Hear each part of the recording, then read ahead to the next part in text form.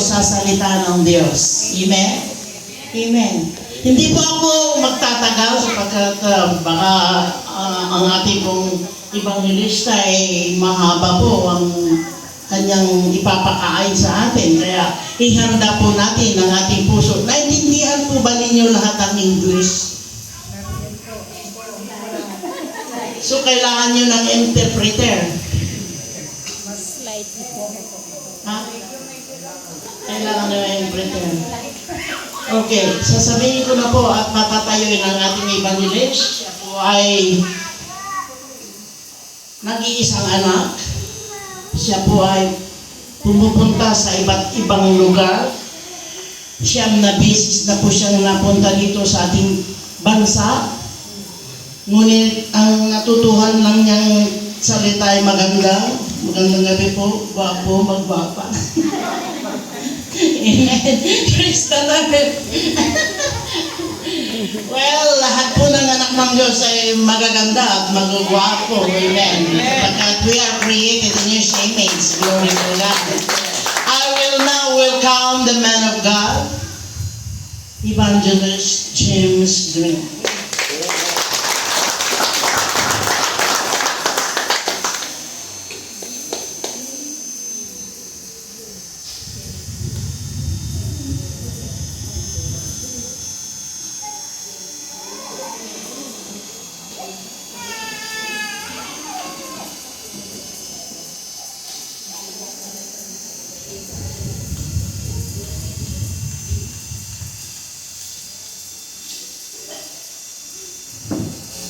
Magandang umaga.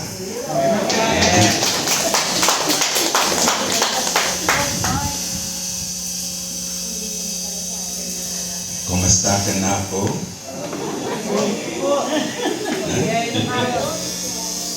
Mabuti? Mabuti po?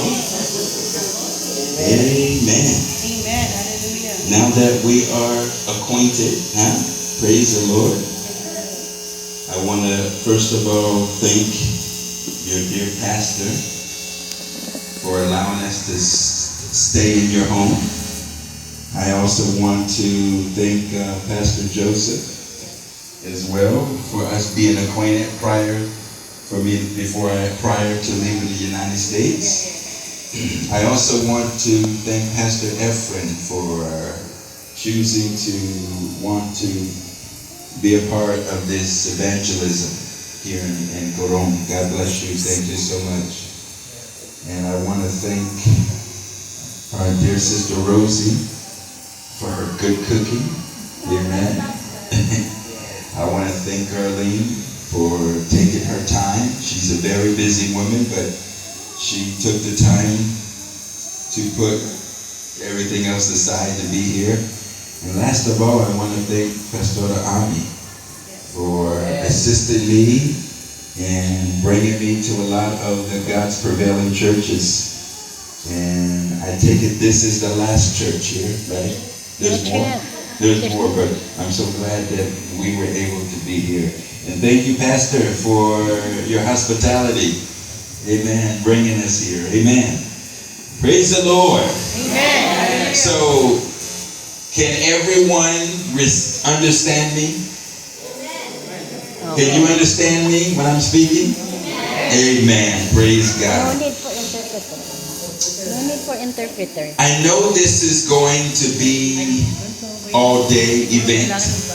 So, I like to call this a Glory Awakening Conference. Amen. And what do I mean by the Glory Awakening Conference? Amen. Are you awake? So we're going to have a Glory Awakening Conference. Everyone has to be awake. Really, Kailangan daw talaga ng ano. God wants to awaken the glory within you. Amen. Say glory. Glory. God wants to awaken His glory in me. Hallelujah. So, what is glory?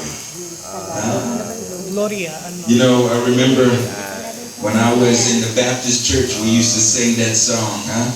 My eyes have seen the glory of the coming of the Lord. Right? And then we used to say, glory, glory, hallelujah. Right? Well, yes, you're acquainted with that, huh? Well, glory in the Hebrew is Shekinah. Everyone say Shekinah. Redeeming the glory. In Shekinah.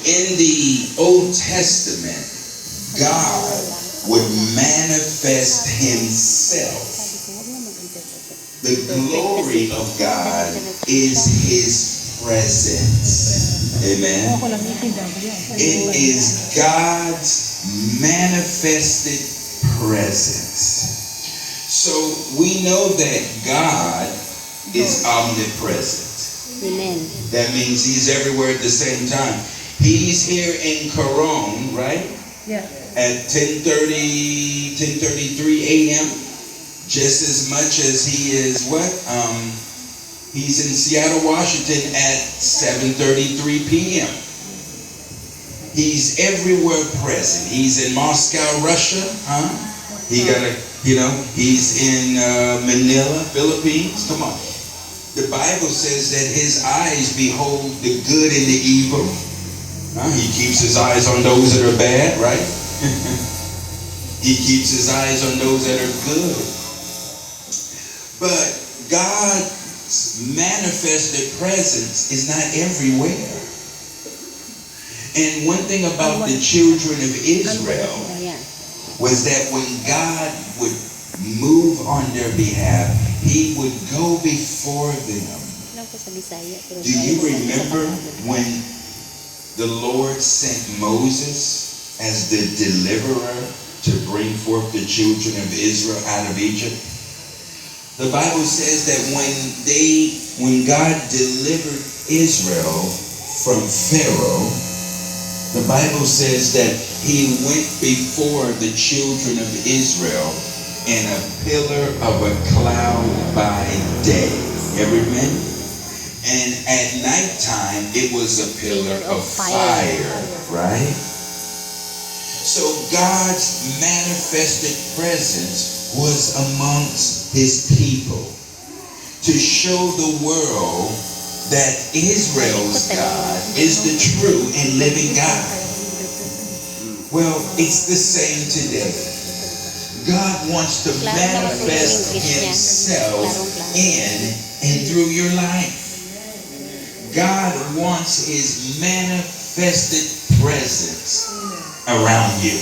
Hallelujah. Amen. And so I want to just talk to you today for a few minutes about the Father of glory. Amen. Can everyone say that? The Father Father of glory. of Lord. So if you have your Bibles, go with me to the book of Ephesians, chapter 1.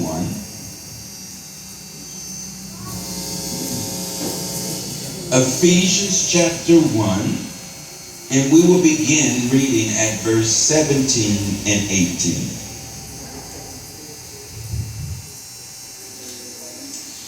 Am I clear enough? Can you understand me? Can you understand me? Am I clear? Okay. Good. Not all, evangelist, not all can understand you. Not all can Yeah, understand not all. me. Okay. Well, they just said, yeah. We didn't Maybe they are Shy. ashamed, shy. You don't have to be ashamed because Jesus took your shame at the cross. Amen. You can understand me. She can understand me. Okay, well, Arlene, maybe then you will need to. Well, how about you? Can you interpret? Okay. Better, madam. Arlene, Okay. can Pag you, ano lang po, Pastor, can you hold the pag titingnan ko na lang po kayo, pag nakakunot na ng noon nyo, ibig sabihin, mag-i-interpret ako. Pag hindi pa kukunot ang noon nyo, ibig sabihin, nakuunawaan niyo pa po siya. Okay. Okay. So we're reading from Ephesians chapter 1. Arlene? We're reading from Ephesians chapter 1. They're in there. They're already in Ephesians chapter 1. Okay, but I want you to say it though. Okay. You're going to Say it interpret again. Yes. Okay. We're reading from Ephesians chapter 1. Pakibukas po ng ating Biblia sa Episo 1, Starting at verse 17 and 18. 17 to 18 daw po. And the word of God declares Ayon sa salita ng Panginoon, that the God of our Lord Jesus Christ Okay, paano na lang po? Patay na lang. Okay, kasi pag-iba. Okay. Upang ang Diyos ng ating Panginoong Hesukristo, the Father of glory. ang Ama ng kaluwalhatian, And that's what I want to talk to you about. yun po ang gusto niyang iparating sa atin. The Father Ang Ama of glory. ng Now, kaluwalhatian. it goes further. No, I'm not finished yet. Let's read. Follow along with me now. Okay. May give unto you the spirit of wisdom Ay magkaloob sa inyo ng espiritu ng katarungan and revelation at ng pahayag in the knowledge of Him. sa isang ganap na pagkakilala sa Kanya.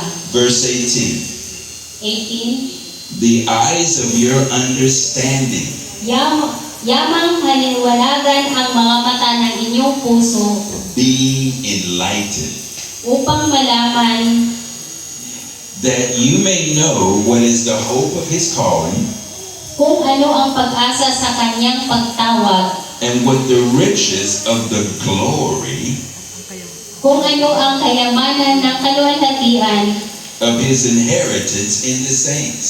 ng Kanyang pamanas sa mga banal. We're going to stop right there. Yun lang daw, doon daw tayo magsisimula ng ating pag-aaral. Our God Ang ating Panginoon is the Father of glory. ay Ama ng kaluwalhatian. Everyone say with me, glory. Glory. God Ang Panginoon is a dispenser ay siyang tagabigay of glory. ng kaluwalhatian. You may say, what is a dispenser?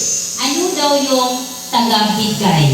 It's when we dispense things.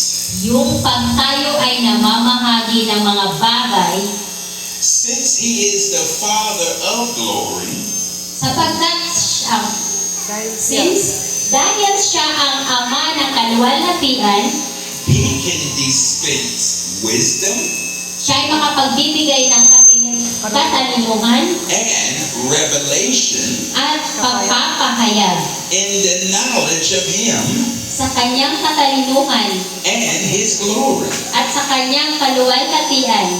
Our Father is abundant. Ang ating Ama ay mayaman. Do you know your God is rich? Alam niyo ba na ang ating Ama ay mayaman?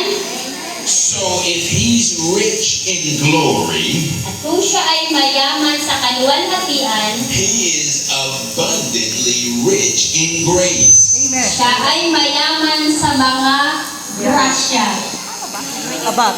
Habag. Sorry, Bisaya Abag, ko. awa. Awa.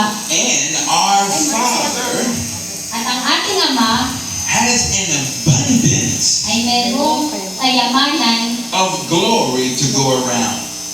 kaluwalhatian upang maglilibot sa buong. Yun na yun. You know, the Father of glory Ang Ama ng kaluwalhatian, contains a vast treasure house. merong napakalaking kayamanan. So that means that He is an abundant. Na siya lang. Ibig sabihin, mayaman siya And whatever you need. at kung ano man ang iyong kailangan. Amen? Amen. So let me ask you a question today.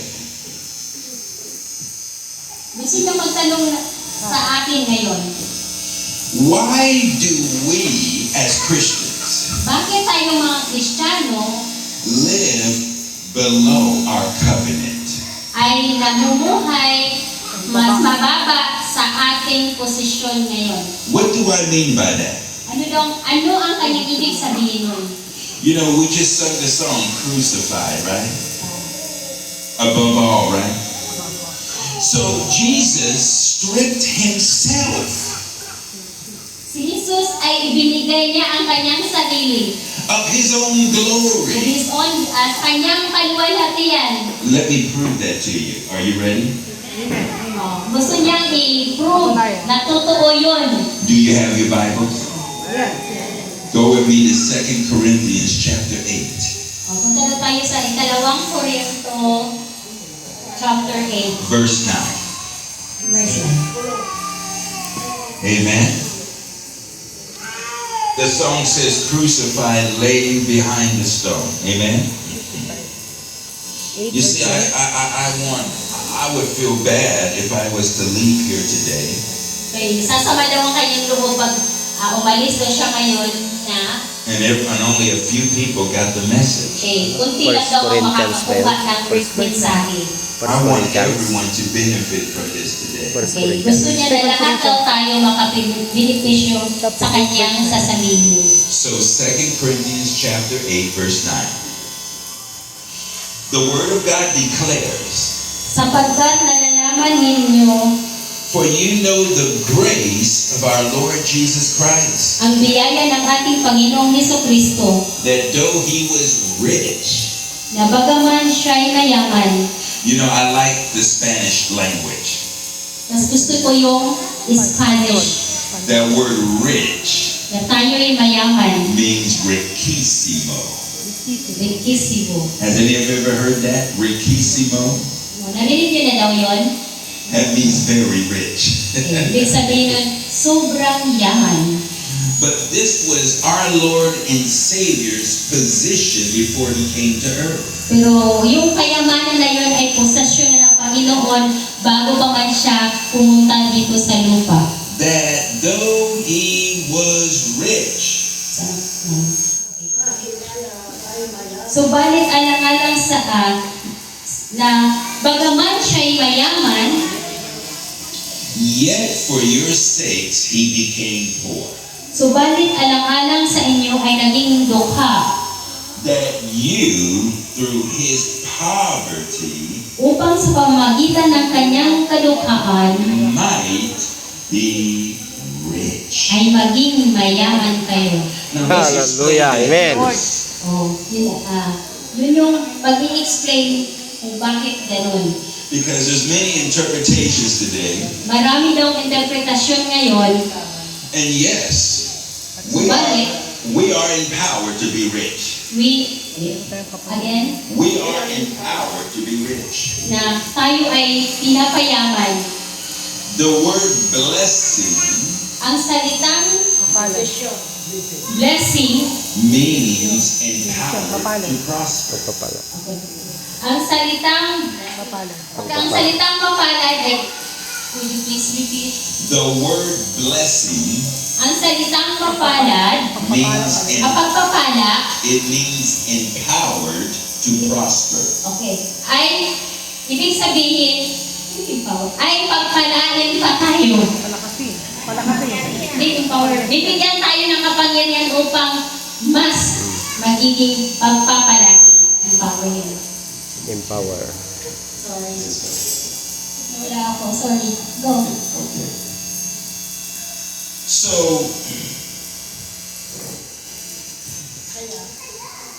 Jesus stripped himself Kaya itinatrato ng Panginoon ang kanyang sarili of all his glory, sa lahat ng kanyang kaluwalhatian, of his power, sa kanyang kapangyarihan, of everything that he is, ang lahat ng nasa kanya and came to this world, at pumunta dito sa lupa. born of a virgin named Mary, Pinanganak sa isang birhen na ang pangalan ay si Maria and grew up at lumaki bilang as a man, tao. grew up as a child, first a baby, Okay. Una bata and then he grew up as a man.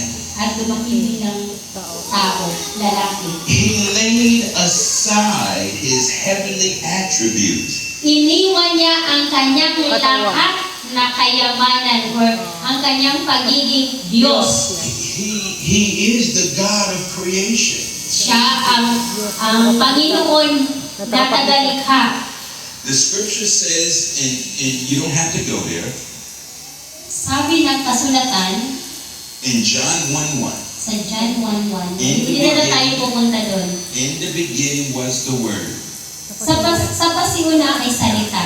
and the Word was with God, Ang salita ay nasa Diyos. and the Word At ang salita was God. ay Diyos. Amen. Then the scripture At says, ayon sa kasulatan, all things were made by Him. lahat ng mga bagay ay nangyari dahil sa Kanya. So, all things was made by the Word. Lahat ng mga bagay ay nagagawa dahil sa salita. So when God spoke the Word, Kapag ang Panginoon ay nagsasalita, it manifested everything that was said. ipinapakita na ang lahat ay mangyayari. And then the Word was made flesh. At ang salita ay naging katawan, naging laman, That means the Word took on flesh. na ang salita ay naging laman. It took on a body. Nagkaroon ng katawan For God so loved the world dahil mahal ng Panginoon ang buong mundo. that He gave His only Na binigay niya ang kanyang kaisa-isang begotten Son. anak. So Jesus was begotten Si Jesus ay nag-iisa of the Father. ng Ama. So He came out, He proceeded from the Father. Siya ay nanggaling sa Ama. He is part of the Godhead, the Father, the Son, and the Holy Spirit. Siya ay kaparte ng tatlong persona ng Ama. That would make Him God. Kaya siya ay naging Diyos. 1 Timothy 3 and verse 16. 1 Timothy, unang Timoteo, Chapter 3 verse 16. 16, sorry. Sorry. English na rin. Hindi na English. Okay. Stay with me. Okay, yeah. The verse says, God was manifested in the flesh. Sabi ng versikulo, ang Panginoon ay nagpapakita sa pamamagitan ng laman. And the Bible says that when the angel of the Lord At sabi ng Biblia, ang anghel ng Panginoon appeared to Joseph in a dream at night. nagpakita kay Joseph sa kanyang panaginip. You know, Joseph was going to go ahead and not marry. He was going to give Mary away. Alam natin na si Joseph ay sana ay kanyang ihiwalayan si Mary. You know, he found out that Mary was pregnant. Nung nalaman niya na buntis si Maria, So he didn't want to publicly make her shame, right? ayaw niyang ipahiya si Maria sa publiko. So he was just going to move her to the side. Okay, sana ayaw niyang hiwalayan si Maria kaya private lang. He didn't want it to make the Manila Tribune, right? Thomas? Ayaw daw niyang ipahayag sa isang newspaper. So the angel of the Lord tells Joseph. The angel of the Lord tells Joseph. You know, you can come Okay, up here. ang anghel ay nagpahayag kay Jose. You can come up here. If you're okay, that's fine. The angel of the Lord tells Joseph, Ang anghel ay nagsabi kay Jose, Joseph, don't be afraid, son of David, to take Mary as your wife. Jose, anak ni David, huwag kang matakot na pakasalan si Maria. He furthermore says, for that which is conceived in her At sinabi ng anghel na ang kanyang ipinagbubuntis is of the Holy Ghost. ay anak ng Espiritu. And then he says, she's going to bring forth a child, Joseph. Siya ay magbubuntis. Talking about Mary. Yeah. Talking about Mary. Ay, sorry. Siya ay magbubuntis. Si Maria ay magbubuntis. And you're going to call his name At tatawagin siyang Savior. si tagapagligtas. Because that's what Jesus' name is Savior.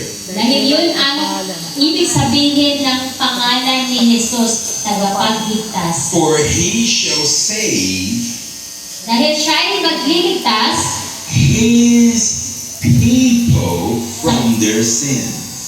sa mga katauhan sa kanilang kasalanan. May I ask you a question? Pwede bang magtanong?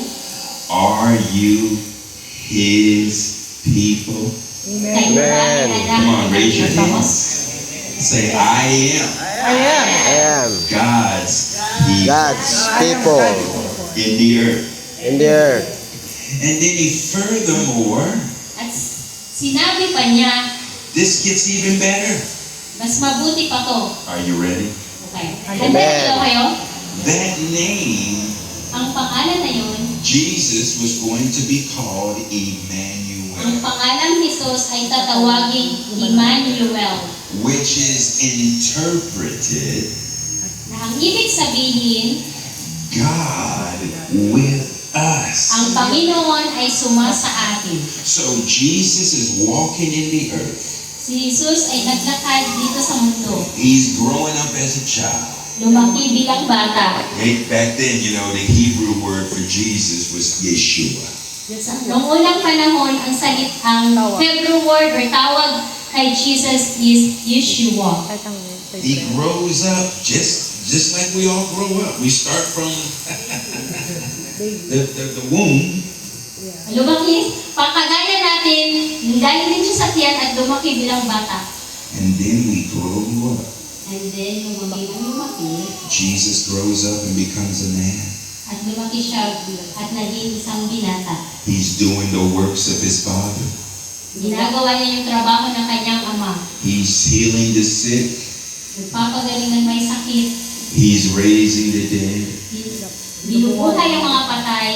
He's casting out demons. Pinapaalayas ang mga demonyo. He speaks to blinded eyes and they come open. Binubuksan ang mga bulag na mata. He speaks to the dumb and they can speak. Ang mga pipi ay nakapagsalita at ang mga bingi ay nakakarinig. For those that are hard of hearing or cannot hear, Yung mga hindi nakakarinig ay nakakarinig. he speaks and the ears are open. Siya ay nagsasalita sa kanilang tenga at sila ay nakakarinig.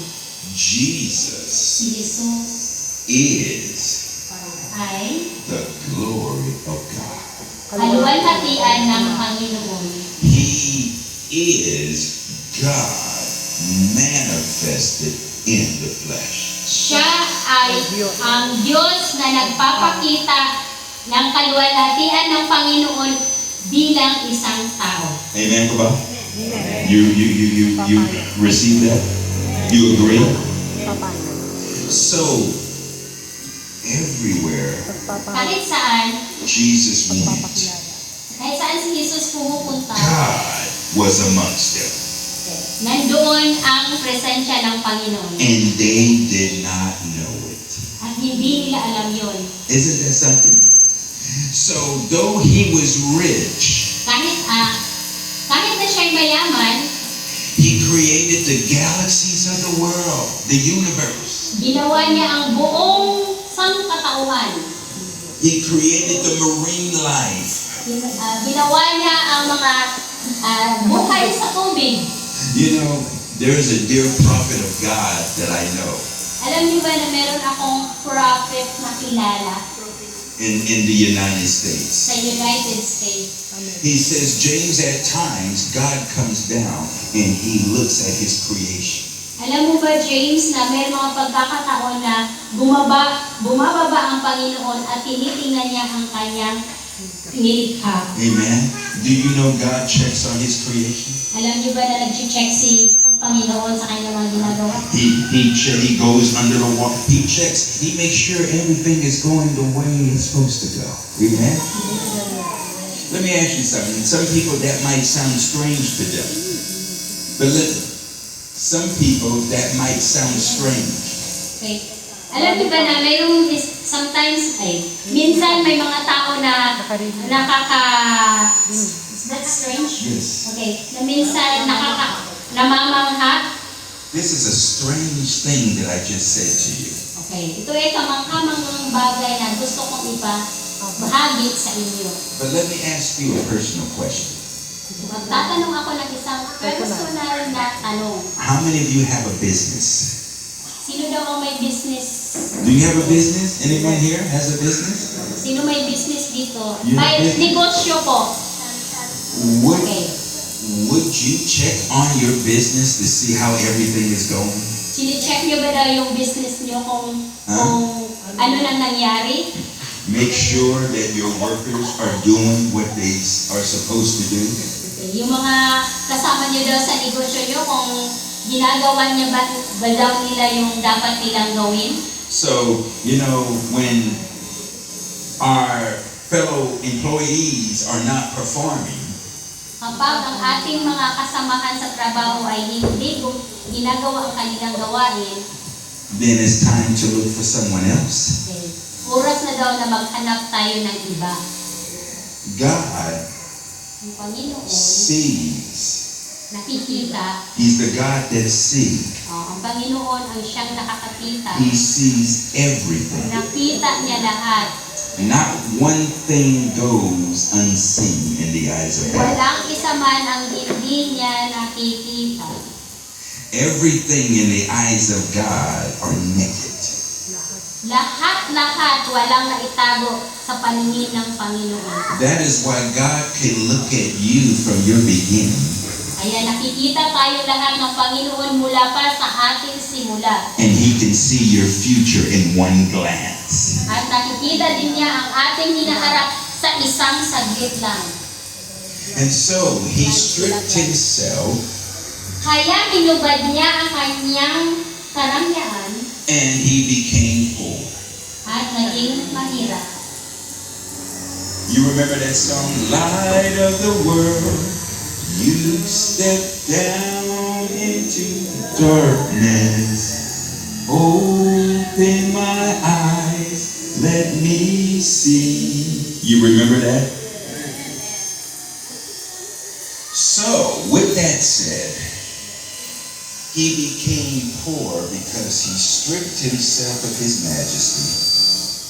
Kaya dahil sa doon, iniwan niya ang kanyang katauhan at naging mahirap siya dahil may nakikita siya. And was made like man. At naging tao siya. Now, here's where it gets better. The scripture says, you through His poverty.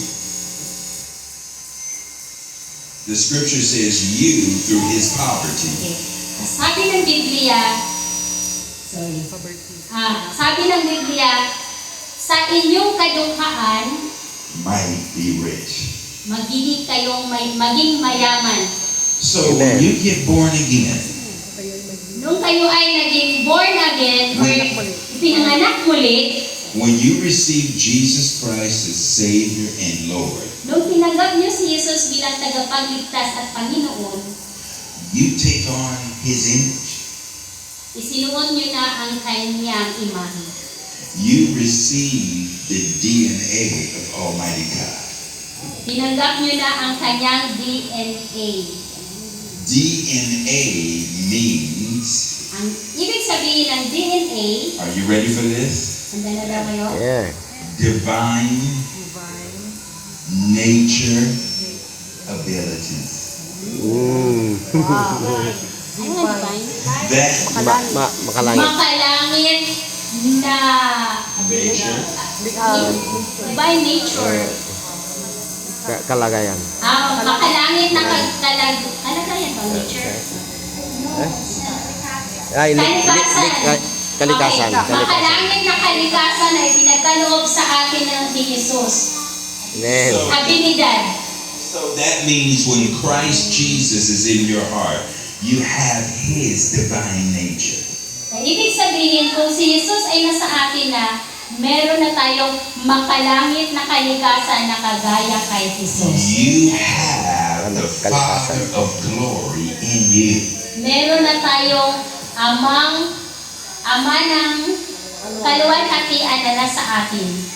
Then that means that you have His riches on the inside of you. Yan, ibig sabihin, ang lahat ng kayamanan na meron ang Ama ay meron na rin tayo. Amen. Amen. Now, with that said, Kaya ngayon, I want you to notice in First Chronicles in the Old Testament, punta tayo sa unang Chronicles.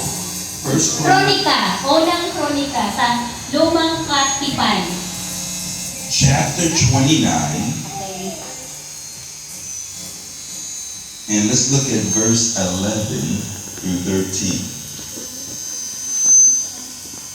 First Chronicles chapter 29, Kapitulo 29, verso versikulo 11 11 hanggang 13. through 13.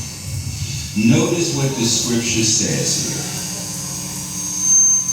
Verse 11 says, Thine, O Lord, Iyo, O Panginoon, is the greatness and the power, ang kadakilaan at kapangyarihan, and the glory, kaluwalhatian, and the victory, pagtatagumpay, and the majesty. at karangalan.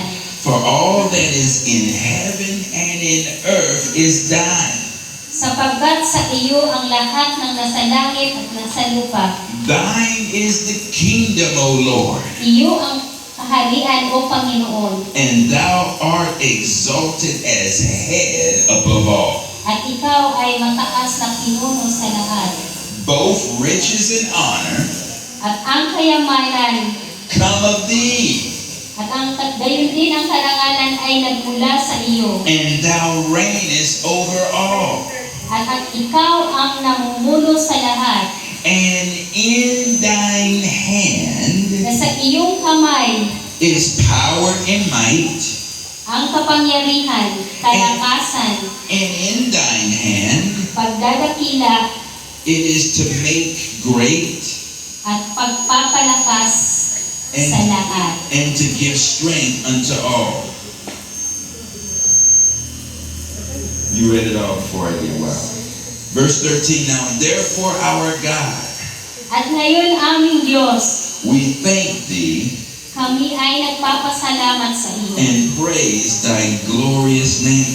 At aming pinupuri ang iyong kaluwalhatiang pangalan.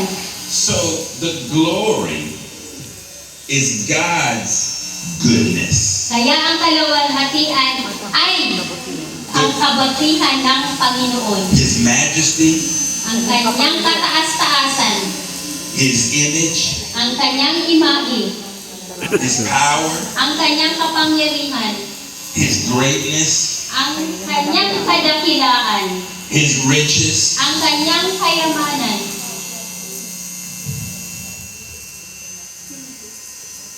his character, ang kanyang ugali. this all makes up his glory. Yun ang bumubuo ng kanyang kaluwalhatian. And Jesus Christ manifested the glory on the earth. At si Hesus Kristo, siya ang nagpakita nun ng kaluwalhatian ng Ama sa lupa. So if you wanted to know what his glory Kung gusto was, niyong gusto niyong ma-experience, gusto niyong maranasan ang kaluwalhatian, or if you wanted to know what his glory looked like, at kung gusto niyong malaman kung ano ang itsura ng kaluwalhatian ng Panginoon, you looked at his son Jesus Christ. tumingin kayo sa kanyang anak na si Jesus. Because everything about his Father, Dahil lahat ng sa kanyang Ama, he manifested it in the earth. inahakayag sa pamamagitan ni Kristo. So God is a good God. Ang Panginoon ay mabuting Panginoon. And Jesus manifested the goodness of God in the earth. At ipinapakita ng Panginoong Hesus ang lahat ng iyon sa mundo. So Acts 10 verse 38. Gawa 10, 10. 38. Gawa. Acts 10:38. And the word declares Ayon sa salita, how God anointed Jesus of Nazareth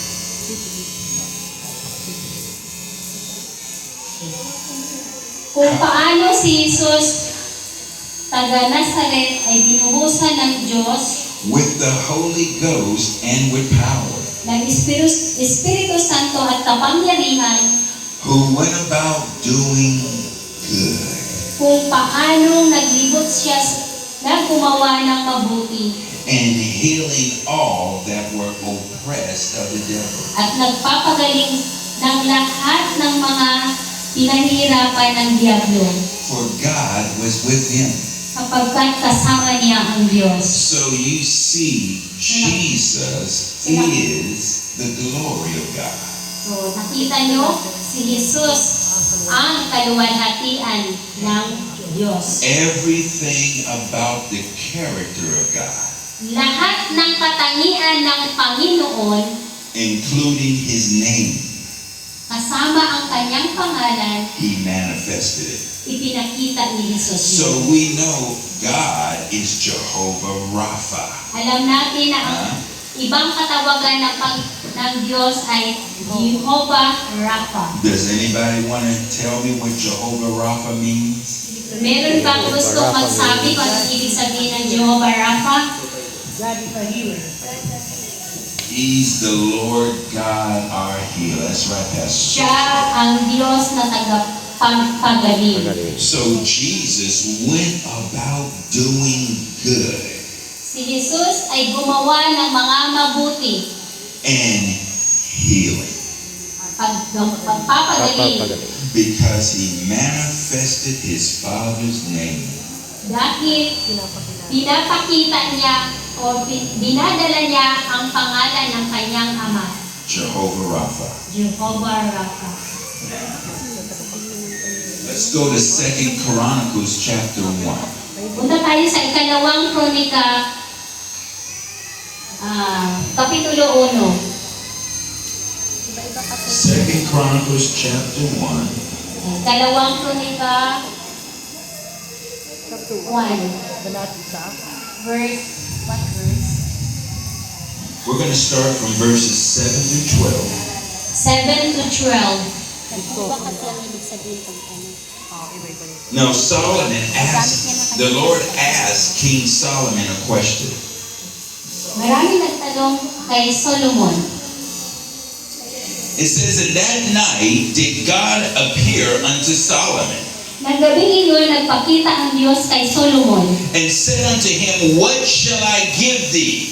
at sinabi sa kanya, hingin mo ang dapat kong ibigay sa iyo. And Solomon said unto God, At sinabi ni Solomon sa Diyos, thou hast shewed great mercy unto David my father, ikaw ay nagpakita ng malaki at tapat na pag-ibig kay David na aking ama and has made me to reign in his stead. at ginawa mo akong hari na kapalit niya. Now, O Lord God, O Panginoong Diyos, let thy promise unto David my father be established. matupad nawa ngayon ang iyong pangako kay David na aking ama, For thou hast made me king over a people sapagkat ginawa mo akong hari sa isang bayan like the dust of the earth in multitude. na kasing dami ng alabok sa lupa. Give me now wisdom and knowledge, Bigyan mo ako ngayon ng karunungan at kaalaman that I may go out and come in before this people. upang ako'y makalabas-masok sa harapan ng bayang ito. For who can judge this thy people that is so great? Sapagkat sinong makakapamahala dito sa iyong bayang napakalaki?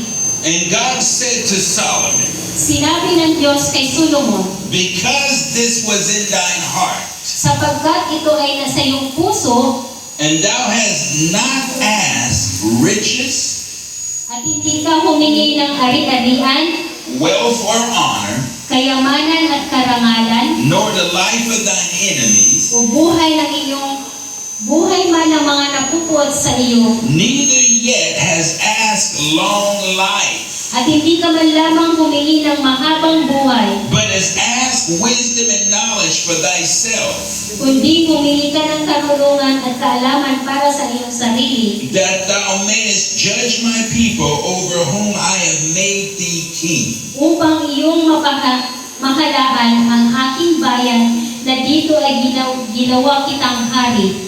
Wisdom and knowledge Ang karunungan at kaalaman is granted unto thee, ay ipagkakaloob ko sa iyo. and I will give thee riches and wealth At bibigyan din kita ng kayamanan at ari-arian and honor, at karangalan such as none of the kings have had na walang haring nauna that have been before thee, o kasunod mo, neither shall there any after thee have the like. magkakaroon ng gayon. Everything God gave to King Solomon Lahat ng ibinigay ng Panginoon kay Haring Solomon, came as a result of his glory. resulta ng kaluwalhatian ng Diyos. Everyone say his glory. So now in the New Testament, Ngayon sa Bagong Tipan, we are people of the new covenant. tayo ay mga tao ng Bagong Tipan. How do we have this glory awakened inside of us? Paano natin bubuhayin yung kaluwalhatian na nasa loob natin?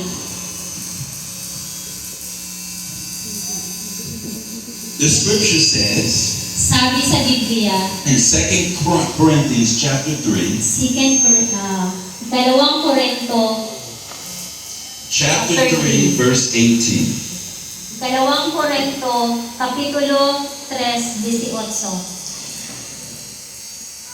The scripture says, but we all with open face, At tayong lahat na walang talugbong ang mukha, beholding as in a glass na nakikita ang kaluwalhatian, the glory of the Lord, na nakikita ang kaluwalhatian ng Panginoon, are changed into the same image ay nababago sa gayunding larawan, from glory to glory.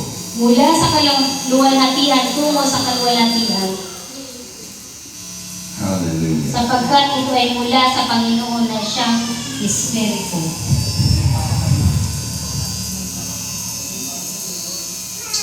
Now, I'm going to read it to you from the NIV.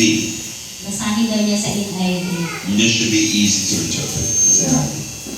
It says, and we all, Dahil tayo lahat, with unveiled faces, walang talugbong o walang tabong sa mukha, reflect the Lord's glory, ay nagpapahayag, are being transformed nagpapahayag ng kaluwalhatian ng Panginoon into His image Kanyang may larawan.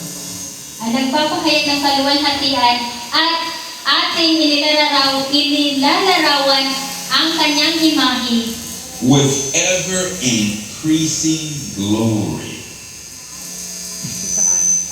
kung sa Napalaki. Ever increasing. Napalawan. pinapalawak o ipinapataas ang kaluwalhatian Which comes from the Lord who is the Spirit. na galing sa Panginoon na Espiritu. Now, you as a believer, Bilang isang tagasunod, and you know, you have to be patient with Arlene and I, okay? pasensya na daw. You know, sometimes when you're trying to explain things, Paliwanag. Kung nagpapaliwanag ng mga bagay, and then interpret it, at yun ay pinapaliwanag, it's not easy. hindi madali. So I hope we're not putting you to sleep. I hope we're not putting you to sleep. Sana hindi mo kayo tulog. Nakatulog. Hindi pa kayo natulog dyan. I hope I'm not boring you, Pastor Solomon. Hindi ba daw kayo, naantok? But you as a believer now, Bilang tagasunod, how do I see Jesus, the glory of God? paano natin nakikita ang kaluwalhatian ng Panginoon? How can I have ever-increasing glory in my life? Paano ba natin pinapalago ang kaluwalhatian ng Panginoon sa ating buhay? If I reflect the Lord's glory, Kung aking iisipin ang kaluwalhatian ng Panginoon, then I should look more and more like Him. Am I right? Amen, Kabah? Ako ay magiging kalarawan niya dito.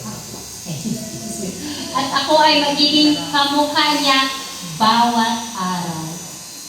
So, unveiled faces Yung mga mukhang walang talukbong, walang tabon. You know, the Jewish people today have a veil over their face. Alam niyo ba na yung mga Jewish people daw ay may tabon sa kanilang, may mga tela sa kanilang ulo. Something like that. Their eyes have not been opened. Okay. Ang kanilang mga mata ay hindi pa bukas. But when they received Jesus, Yeshua, Nung tinanggap nila si Jesus, the scripture says that the veil will be removed. ang talukbong ay maaalis. So they still are looking for the Messiah. At sila ay naghihintay pa rin sa kanilang Misaya. They still have that veil. Dahil ngayon, meron pa rin silang talukbong. But you as Christians, Kayo bilang Kristiyano, as believers, tagasunod, your faces are now unveiled. ang inyong mga mata ay bukas na. Amen. I can see Him. Nakikita niya. I can see clearly now the rain is gone. You remember that song? What I say? All of the obstacles are in my way. Well, guess what? Bright sunny day. Yes. It is a bright sunny day because you have the King of glory, the Father of glory, shining in your heart. Magkakaroon kayo ng magandang araw dahil ang kaluwalhatian ng Panginoon ay nasa sa atin. So let me read it to you from the Amplified version. Basahin daw niya sa Amplified version. Basahin niyo na lang din po sa version niyo kasi kung i-interpret ko, mag-iba. And we all, with unveiled faces, At tayo, masarado. No, because if I read the same version, you read it in I'm Amplified reading in Bible. the Amplified. Just interpret it the best you No, can. I'll just read in the Bible so that I will not get wrong. No, I want you to interpret what Okay, I'm sige, go. telling you. Okay, go. Okay, go.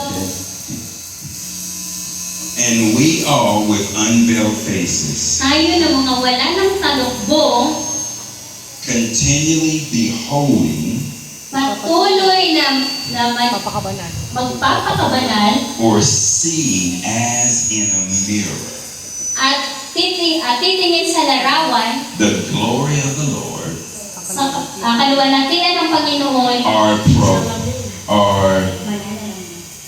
progressively at patuloy being transformed na mababago into His image. sa kanyang imahe, Or the scripture says, because we continue to behold at sinabi ng salita, tayo'y magpapatuloy sa kanyang kaluwalhatian in the Word of God sa as a salita ng mirror, Diyos bilang salamin, the glory of the Lord ang kaluwalhatian ng Panginoon are constantly being transfigured ay siyang nagpapatuloy na magbabago into His very own image patungo sa kanyang imahe. and ever increasing splendor, At tayo'y lalago sa kanyang kaluwalhatian, and from one degree of glory to another. sa kaluwalhatian hanggang sa kaluwalhatian. So, the mirror is the Word of God. So ang salamin ay ang salita ng Diyos. Just as my natural mirror is to my body, Bilang ang aking sa salamin ay makikita sa salamin ay ang aking katawan o natural na katawan, so is my spiritual mirror to my spirit. so ang salita, siya ang magiging spiritual na salamin para sa aking espiritu. The more I read His Word, Lalo akong nagbabasa ng kanyang salita, I will begin to reflect the glory image that's in the mirror. mas lalo kong nakikita ang imahe doon sa mga salita. Ladies, Mga kababaihan, when you are getting ready to go somewhere, pag tayo ay naghahanda, you touch. What's going on? somebody's calling. Okay, well, she's just going to go outside. Okay, ladies, hello.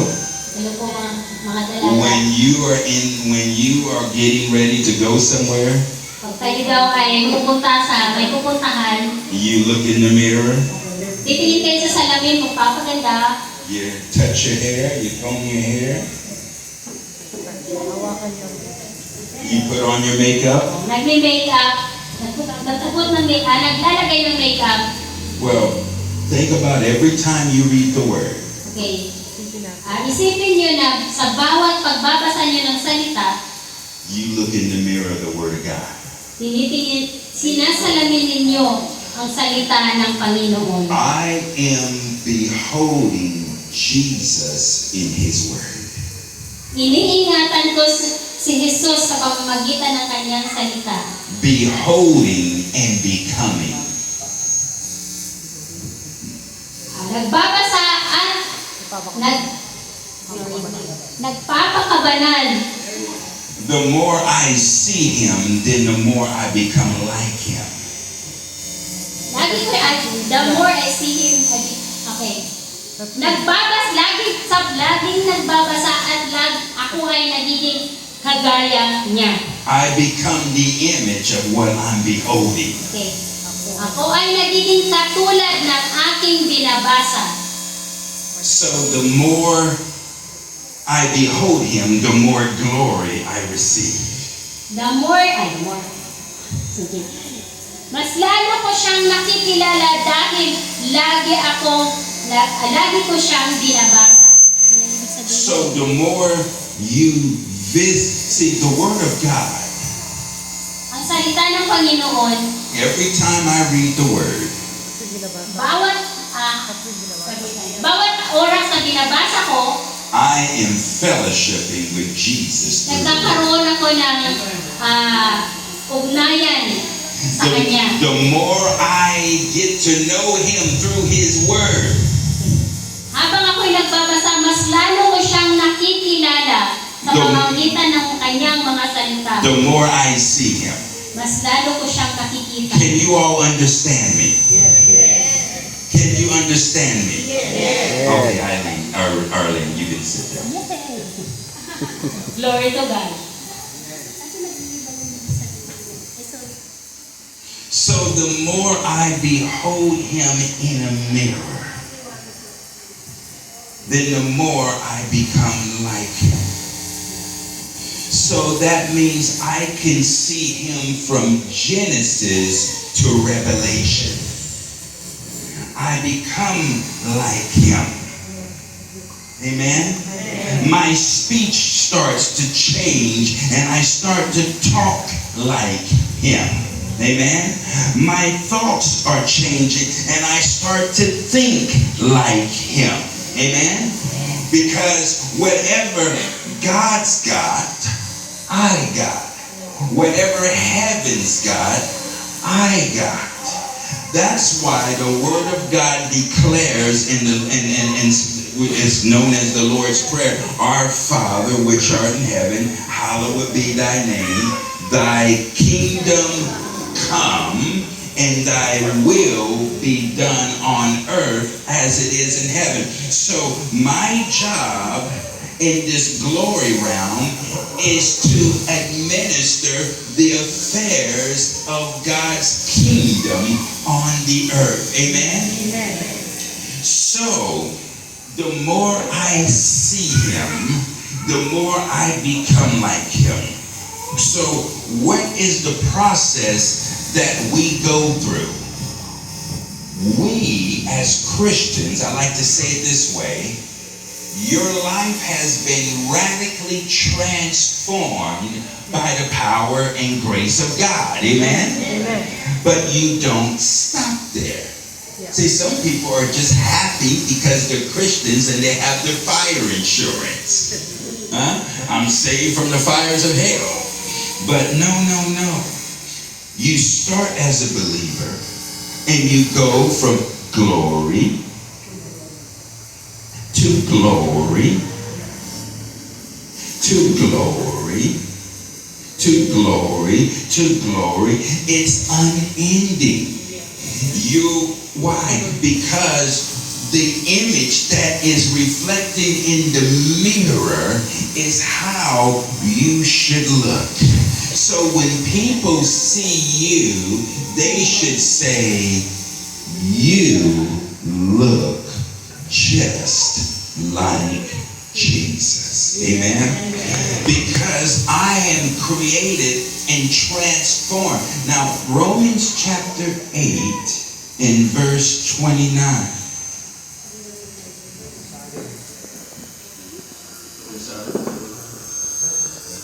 Amen. I'm sorry we've gone through a while. After this, we'll take a break, okay? Romans chapter 8 in verse 29. It says, for whom he did foreknow, he also did predestinate to be conformed to the image of his Son, that he might be the firstborn among many brethren. So that word transformed that we just read in 2 Corinthians chapter 3 verse 18, that word means metamorphosis. Let me give you a good example. Do you have butterflies here in Palawan? Yes. What was that butterfly before it became, what was the butterfly before it became a butterfly? A caterpillar. So think about it. That caterpillar has all the properties inside of it to make it a beautiful butterfly that will fly. Before it was just a caterpillar with no wings, but it went through the metamorphosis stage, and it was in a cocoon, and then later on, as the process went on, then when it was ended, it grew into a beautiful butterfly. What am I saying to you now? You're born again, but inside of you are glory properties. Amen? And as you continue on in the sanctification process, the Holy Spirit will continue, not just at salvation, but he will continue to transform your life. And the more you're conformed to him, the more you will be like him. Amen? Amen. Amen. So I'm going to stop right there, and then we'll pick up afterwards. Can we have a break, Pastor? Can we take a break? Amen. Did everybody understand this, what I was saying? Amen. We thank Arlene for interpreting. Amen. And so, Father, in the name of Jesus, we thank you for the transformation of your word. Father, we ask right now that you will change our properties. Cause, yes, so that we can look more like you and reflect Jesus Christ, your Son. Amen? Amen. In Jesus' name. Let's take a break. I don't know, Pastor, what do we have? Do you want a few minute break? Or 15? Or anybody need some water? Or go to the CR? Or anything? You can do it. Can we take 15 minutes? Come again? Because it's almost lunch already. Oh, is it almost lunch? Lunch. Okay. More, Can we take, okay. Okay. So we'll just start mga 1. So you want me to continue? yeah, continue. Continue, and then at 12 we'll take a, okay. Praise God. So what we must understand, I will read 2 Corinthians 3 verse 18 again, and then there's some other verses of translations that I will read it. It says, but we all with open face, meaning unveiled faces, beholding as in a glass the glory of the Lord, are changed or transformed into the same image from glory to glory, even as by the Spirit of the Lord. So the Holy Spirit is the orchestrator. The more you get to know the Holy Spirit is his job is to transform you into the likeness of who you're supposed to be. Now, I'm going to give you 2 Corinthians chapter 3 verse 18. I'm going to read to you another translation. And this is from the Complete Jewish Bible. And notice what it says. It says, so all of us is with unveiled faces, see as in a mirror the glory of the Lord. Now, what is your mirror? Everyone hold your Bible up. The word of The God. Word of God is, hold your Bibles up. Come on. Hold your Bibles. The Word of God is your mirror. Just as I told you, your mirror is, your natural mirror is for your body, for your beauty, right? Your Bible is for your spirit, man. So the more I see through my mirror, the more I reflect him.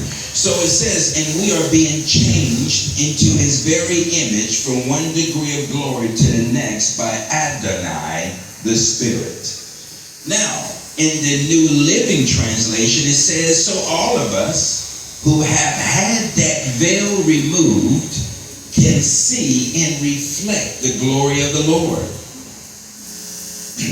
And the Lord, who is the Spirit, makes us more and more like him as we are changed into his glory. So, the Holy Spirit is the one who transforms us. Now, the Father sent the Spirit as our comforter. Excuse me.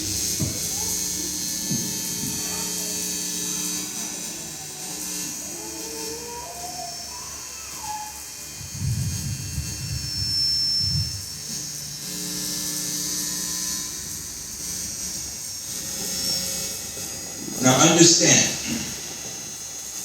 in Matthew chapter 1, let's look at verse 18. It says, now the birth of Jesus Christ was on this wise, when as his mother Mary was espoused to Joseph, before they came together, she was found with child of the Holy Ghost. Notice it didn't say she was found with child of the Father. It said that she was found with child of the Holy Ghost. So, what happens when we get born again? We are born again by the Spirit of God. The Holy Spirit's job on earth throughout your lifetime is to grow you up. The Holy Spirit is a nurturer.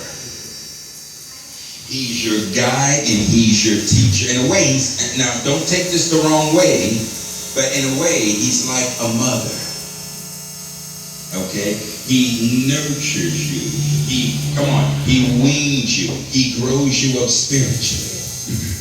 And then when you get older and mature, the Holy Spirit's job is to introduce you to the Father. Amen? You get to know who the Father is. But when you are a baby, you see this little cute girl right here? Let's see your baby.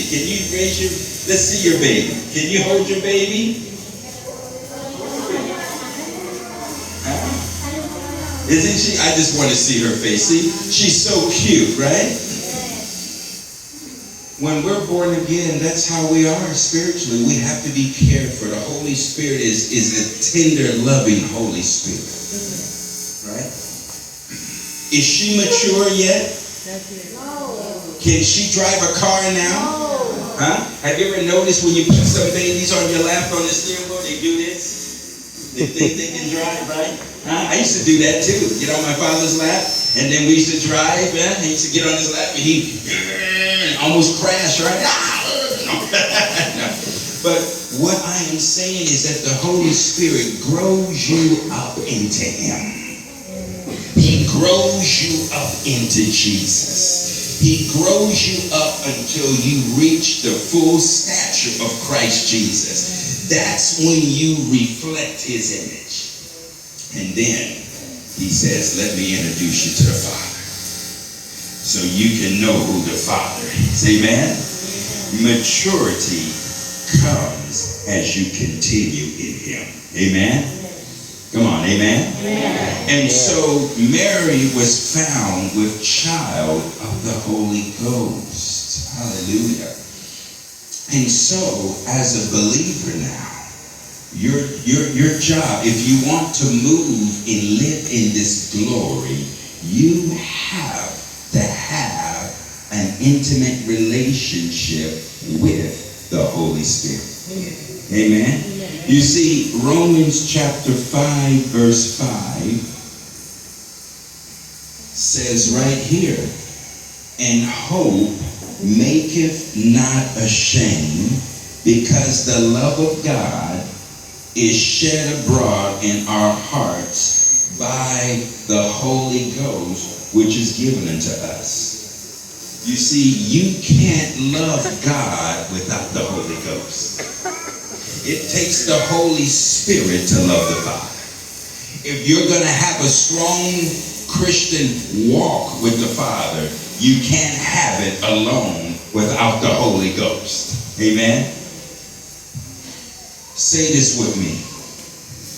No Bible, no faith. Amen?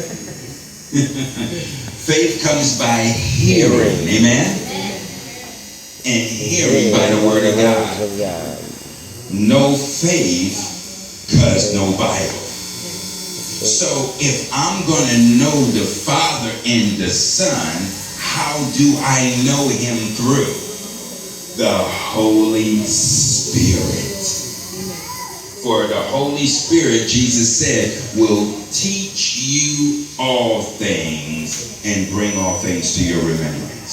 So, the more I am in the Word, the more the Holy Spirit is teaching me His Word, the more I begin to metamorphose into the Word.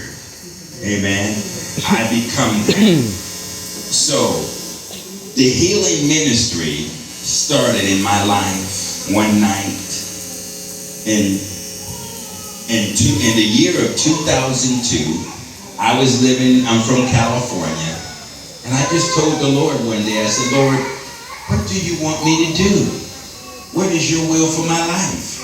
I was attending a nice church, an Assembly of God church, and I didn't know what was my will. I mean, I go to church every Sunday, you know. I teach the Sunday school class. You know, I sing on the worship team like you do, and I talk to you, but what's your will for my life? God, I don't know. It was late one night.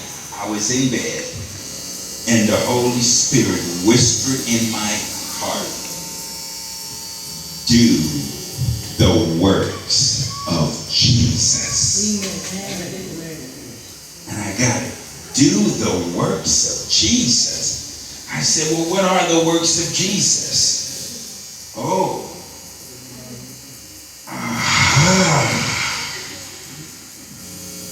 I had to get into the book. I said, well, how am I going to learn about the works of Jesus? Start with Matthew. Start with Mark. Start with Luke. Start with John. Read the book of Acts. I started reading the Gospels and I discovered the works of Jesus. And then later on I started having a desire to see people healed. So I started going to people's homes and praying for them. Huh? Did they get healed right away when I laid hands on them? No. Did I give up? No. I kept reading. Right? And then I let the Holy Spirit. Then I started going into the hospitals, praying for people that needed healing.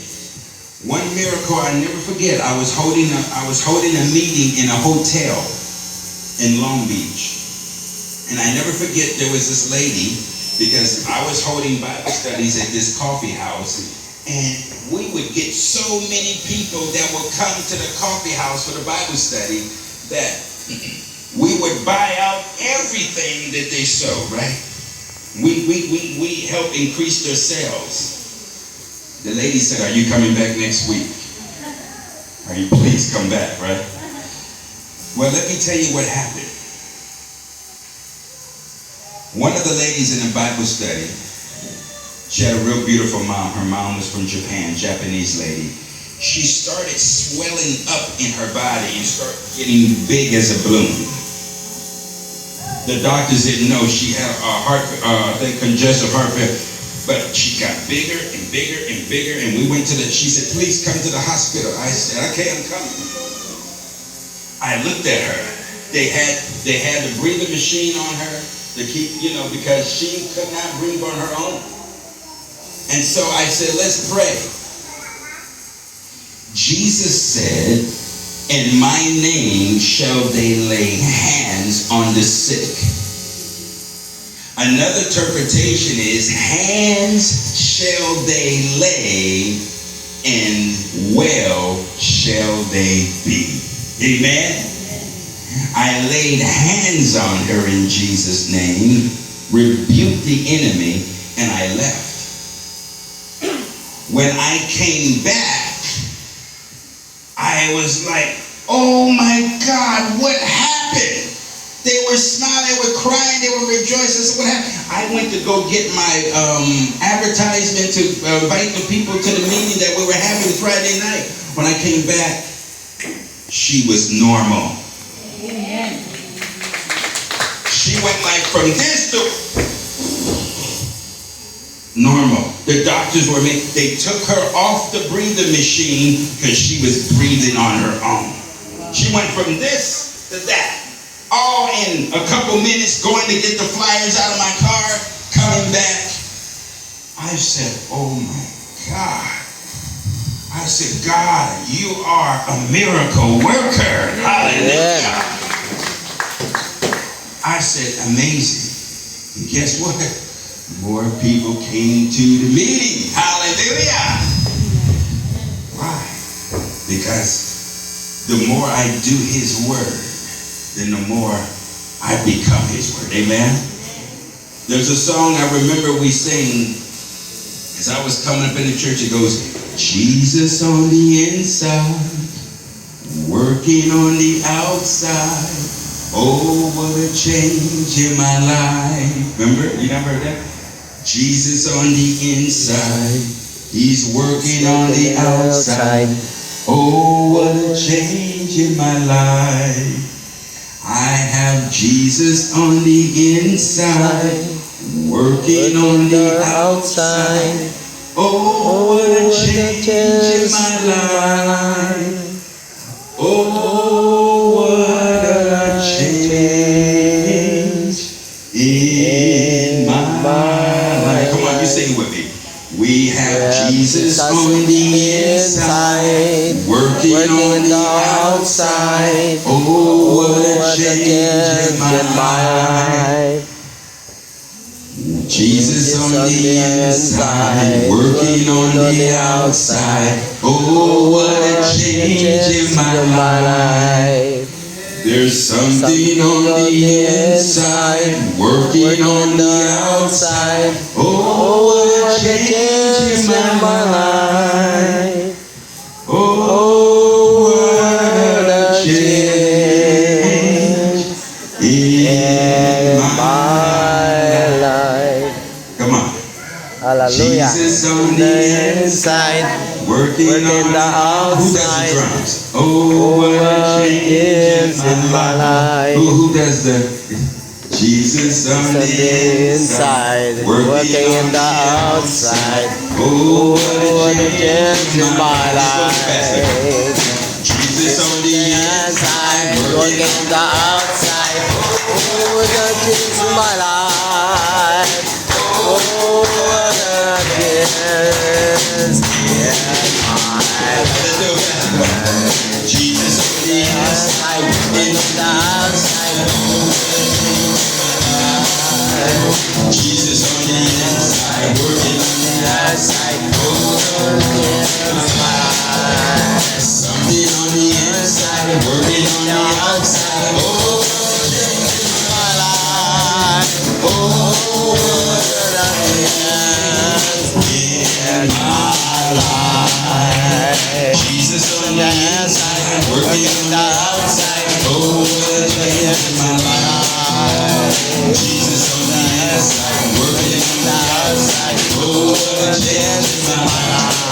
I got Jesus on the inside, working on the outside. Oh, what a change in my life. Oh, what a change in my life.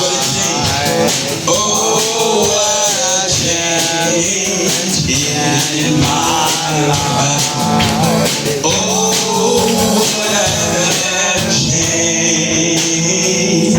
in my life. Hallelujah. Amen. So the more I Praise see God. Him, I become Him. Amen. So the word is seed. Amen. So when I receive the word of God in my heart, thank you, brothers, it's seed. You grow watermelon from seed, amen? You grow bananas from seed, amen? Yeah. No? Buto ng bana. Okay. How about corn? You grow corn from seed, right? Okay. That seed is kernel. What about us?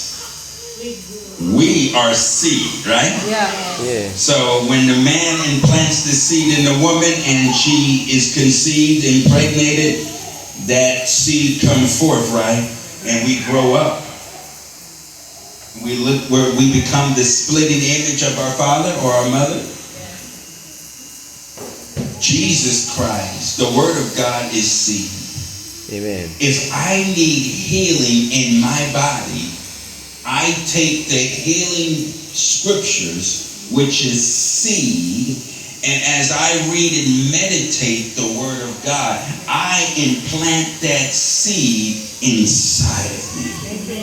The more I declare the promises of God out of my mouth, I will become healing. Amen. Amen.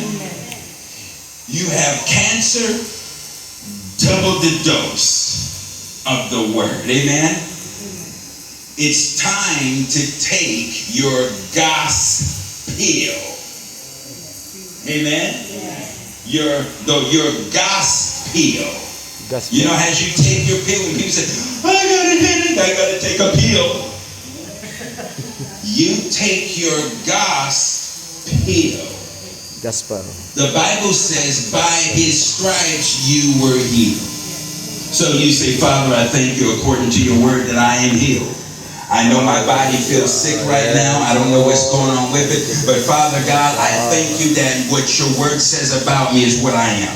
And I thank you that your word is greater than what's going on in my body. And I know that the word of God in me is going to change and transform that which is in my body. So in the name of Jesus, sickness, I forbid your right to dwell in my body. I command you to go and get out of my body in the name of Jesus. By his stripes I were healed. Yes, amen. That's how you do it.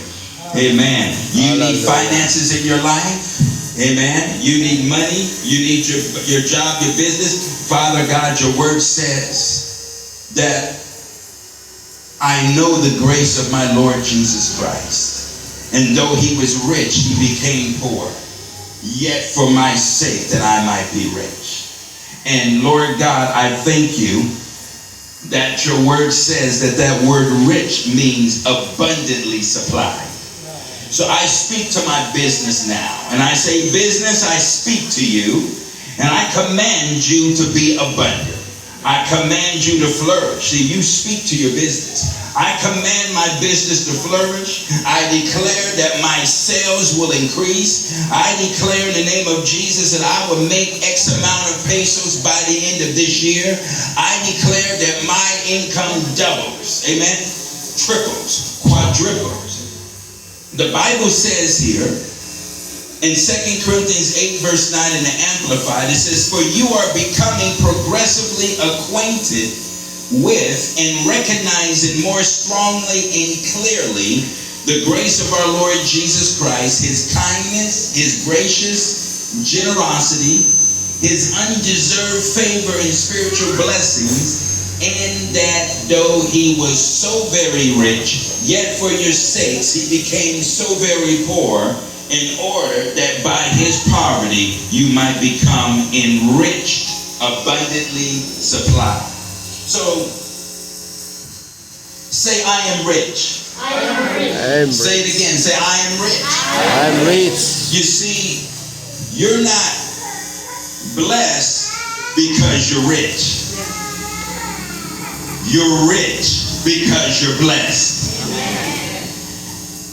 It doesn't matter how much you have in your bank account. It doesn't matter how much you have in your wallet, in your purse, or in your pocket. You are bloated according to the banks of heaven statement.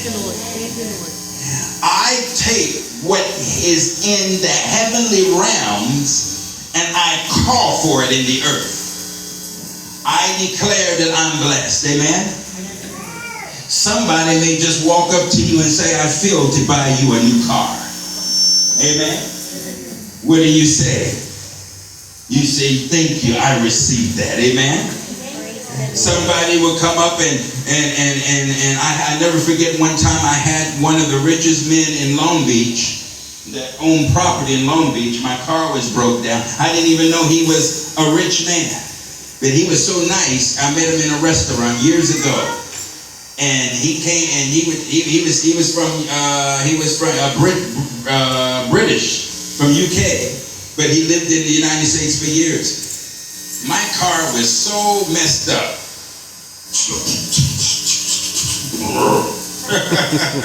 I couldn't start it for anything. I would have to put, you had to get on there and do grunt. You had to, and get it going. And he said, I'm going to get your car fixed. Amen? Praise God.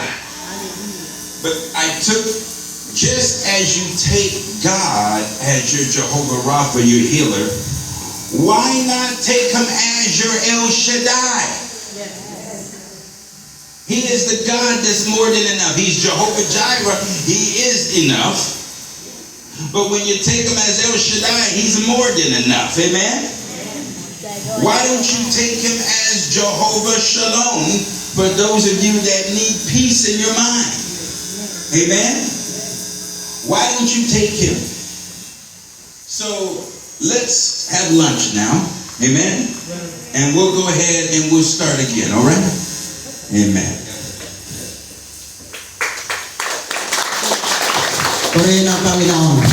Amen. Tapos ang Panginoon, habang inaawit ko yung There's Healing in the Name of Jesus. Ang tamaya po tayo at alam ko po na ang Panginoon ay gusto niyang kumilos sa ating buhay ngayong tanghali. At habang tayo po ay kakain, naintindihan naman po natin na yung pong kaluwalhatian ng ating Panginoon ay nasalin sa atin. Purihin ng Panginoon. Ang banal na Espiritu ay pumunta sa ating mga katawan. Hallelujah! Purihin ng Panginoon. Yun po yung kanyang paliwanag sa atin.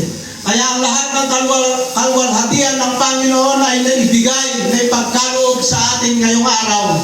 Maliwanag po yung kanyang sinasabi. Kaya ngayon, ang nais ng Panginoon sa ating buhay, ang gusto niya ay maranasan natin. Yung buhay natin na kanyang binago ay gustong gamitin ng Panginoon na mabago rin ang lahat ng mga tao. Yung nadarama natin, sinasabi niya, na banal na Espiritu na kumikilos sa ating buhay, ay maisalin din natin sa iba. Purihin ang Panginoon.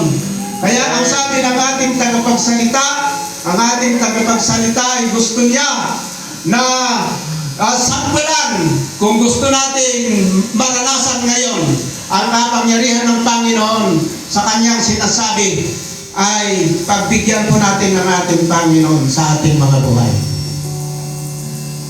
Awitin natin yung There's Healing in the Name of Jesus. Salvation in the Name of Jesus. At habang inaawit po natin ito, at kayo po ay gustong maidalangin, kayo po ay tatayo sa harap, at kami po ay magmiministeryo sa isang evangelist. At atin po siyang tutulungan. Kayo pong mga manggagawa ay tatayo sa likod at ating ipanalangin yung mga may karamdaman, yung mga may pangangailangan. Kayo po ay lumapit, huwag po kayong mag-aalinlangan.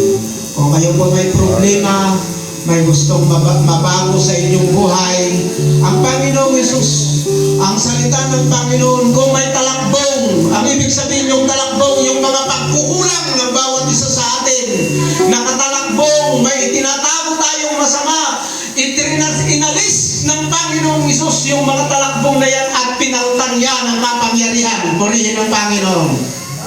Purihin ang Panginoon. Purihin ang Panginoon. There's healing